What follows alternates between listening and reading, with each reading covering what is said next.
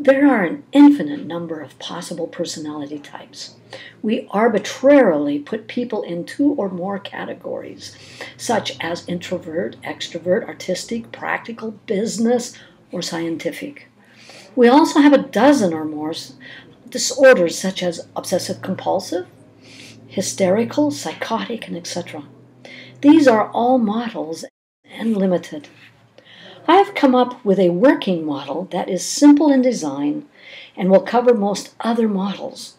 It will help you continuously assess yourself and others in different situations and show the areas you may want to improve on or compensate for. It is the beginning of a personal journey of how to better be you. The model is based on the 4 stages our brain goes through continually, a loop, to observe and process our world. I have used icons or symbols of animals to represent these stages to make them easy to remember. The first stage is perception. It's the part of the brain back here, the ears and the eyes, that we observe to see what is out there. I represent the first stage with an ant who sees detail and a bee who swarms around and sees patterns. The second stage is the emotional part of the brain, the middle brain, better known as the animal brain. It is there to help us know whether we should fear something and avoid it, or go ahead and approach it, perhaps even love it. I represent the second stage with a fearful cat and a loving dog. The third stage is our frontal lobe, and it plans ahead. It uses maps of the world or our belief system. We process and plan ahead what we need to do to avoid or to approach. I represent the third stage with a garden bird because he can fly above and see a bird's eye view, yet is a very friendly family type bird. The fourth stage is up here and it controls our bodies, and it either is going to be patient or very active. And so I've represented that with a turtle or a rabbit. I have just graphed out what I call our upper nature.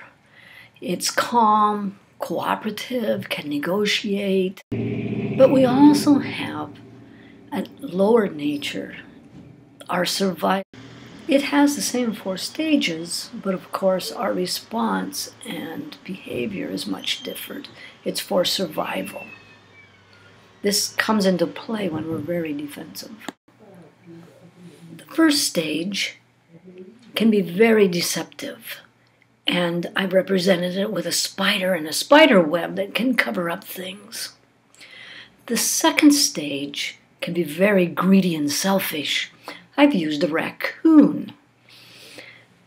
The third stage is irrational, may blame others and justify what it wants to do. And I have used a crow. It is also a bird, sees a bird's eye view, but very differently. And the final stage, we can be very aggressive. And so I've made the animal there, or the representation of the animal, a coyote. Using these animals, I will show you how to map out your own personality. But these widgets, which I call me, have to interact with the body, which I call myself, and with your consciousness, which I call I, and also with the environment. Video 2 will go over this with you to give you a better picture. The third video will show you how the widgets vary between Rosie and Frank, very opposite personalities. The fourth video will show you how to take the personality test. It's actually quite simple, but I want to make it even easier for you. The fifth and final video will show you how to add the talents and etc. from myself and I that will give you extra twists on your personality that make you very unique. There are blogs that help you go over these concepts for your own enjoyment, and I have them listed here behind me.